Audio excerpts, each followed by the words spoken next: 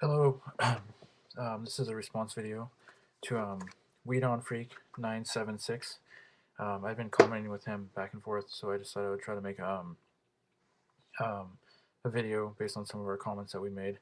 Um, and First I want to talk about in one of his other videos he mentioned how European countries were socialist countries, and I just wanted to mention the differences between socialism, capitalism, laissez-faire economies, theocracies, and uh, anything else that it's out there. The United States is actually we're neither completely capitalist or completely socialist. We're actually a mixed economy, and I think Europe tends to be the same thing. They are also mixed economies because they have private property also. Um, they're mixed between the private and the public sector, just like the United States is. We have both the private and the public sector. Like we have public schools and public roads, public parks, but we also have private ownership. Like people own small businesses and they own their homes and things like this. So we tend to sort of try to find a balancing act between the two, just like Europe. And we're actually a mixed economy. We're neither completely socialistic nor completely libertarian, sort of laissez-faire, unregulated free market. And I think people sometimes confuse the differences between the two. So I would hope people try to sort of read up a little more on maybe the differences between all the different types of political systems out there. Um, Not to say that We Don't Freak doesn't know the differences, but just people in general. But that's not what I wanted to talk about in this video. Actually, I wanted to talk about Isaiah Berlin, and he has a concept called value pluralism, which is a concept about how there's no way to objectively quantify ethics or values in the world. And I think this is a really great theory by Isaiah Berlin because he's one of my favorite political philosophers. I think he was a really great thinker. Um, and one of the examples that he gives is a woman who wants to be a mom, but she also wants to be a nun, and that these two values are incommensurable. You can't. There's no way to reconcile these two values in the world. Um, and I think this is actually happens in the political arena in the United States. Um, for example, like if you take a libertarian concept like liberty and you take a more socialistic concept like social justice, there's no way to sort of reconcile these two values with each other without losing some of the other value because they're incommensurable.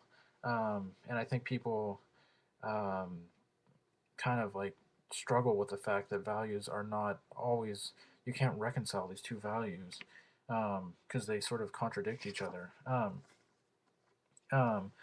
and there's no actual way to sort of come to sort of uh, um, sort of a platonic sort of ideal state where we kind of live in this ideal world where there's this ideal state where we can sort of combine all these values and they're all going to work out in the end. And I think people believe that, like they believe there's a truth out there, like there's this one ultimate truth. Sort of, I think Marx fell into this trap. He's sort of the dialectic is going to go on and the stages are going to continue until we reach this end of history. The Hegelian dialectic is going to collapse until we reach the final stage, and it's a stateless society. Sort of that there's this teleological purpose to the world, but I don't think there is. And I think people think that there's sort of a single truth out there, but I think they're wrong. Whether you believe in sort of the absolute value of property rights like a libertarian does, or you believe in sort of the Hegelian dialectic like a Marxist does, I think there's no way to sort of platonify these values and say which is going to be the ideal state. And I think a lot of these values just contradict with each other. And I think people kind of uh, um, maybe should try to like check into or look into Isaiah Berlin because he's a really great philosopher in my opinion. If they haven't already heard of him, I'm sure a lot of people have heard of him already. But I wanted to actually say I think one of the things too that people struggle with is ambiguity. Um, When we have these values like liberty or social justice, and we're trying to find a balancing act between the two, the actual answer, or there's no answers, but the better trade-off is ambiguous, and that the people struggle with ambiguity. People want answers. They want to sort of find the truth. They want to platonify the world, and think that there's this ideal state, but there's not actually. The answers are ambiguous and they're constantly changing, and people struggle with the fact that ambiguity is a major part of our world, and if there's no sort of perfect answer, perfect truth, and I think people really struggle with this. Think people really struggle with ambiguity.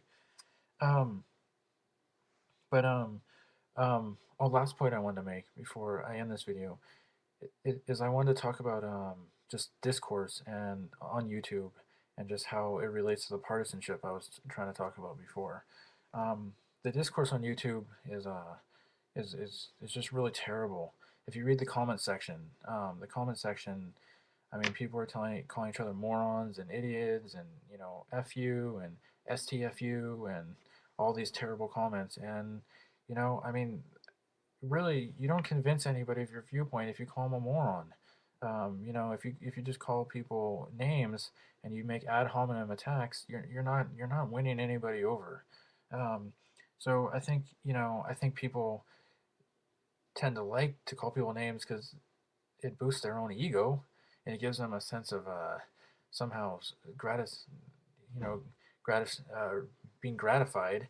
Um, but I think boosting your own ego and calling somebody an idiot or a moron is doing nothing for the general discourse in our society because the tone of our society has gotten really horrible and the discourse has gotten really terrible. So I would say we need to try to change this. I mean, if you're a 31-year-old person, male, and you're commenting on somebody's YouTube account and telling them to STFU, I mean, you got to kind of grow up. I mean, that's just really immature. And so, I mean, I'm not saying I can't be immature because I can, and I'm not saying that I'm perfect because I'm not. But I think we got to try to be a little more mature in our discourse with each other, especially when we're talking about religion or politics or whatever controversial subject it is.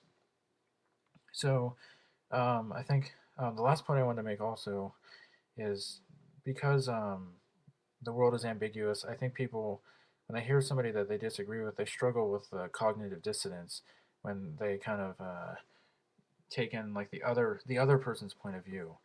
Like the other will kind of give them a like sort of a counter argument to their own argument, and then it sort of creates this cognitive dissonance within them, and then so they sort of because their ego tends to kind of get in the way, they tend to kind of uh, kind of like think that the other person's an idiot automatically because of their own ego.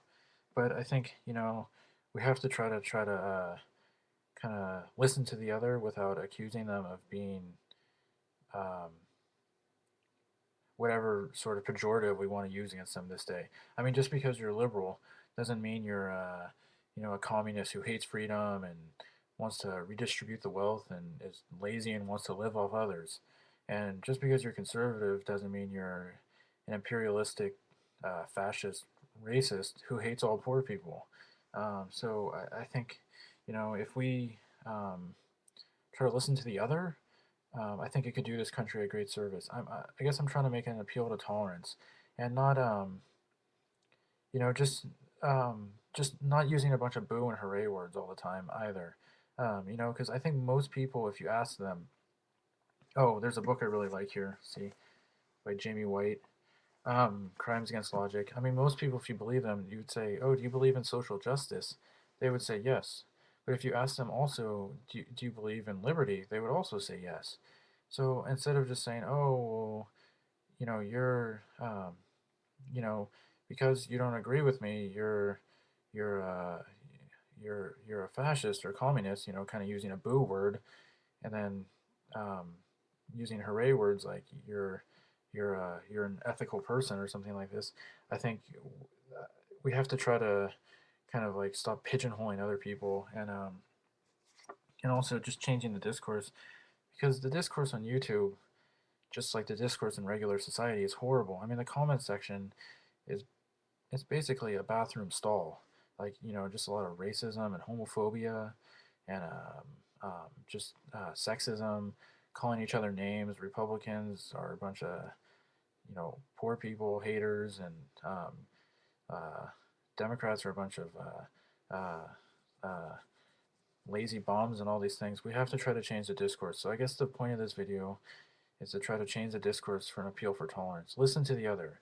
If you're a liberal or more socialistic, listen to a libertarian, and if you're a libertarian, listen to somebody who is more socialistic without calling them names and without trying to turn them into the other. So I hope that's the point of this video is that we can try to listen to the other without turning them into a bad guy. Anyways, that was the point of my video, and thank you.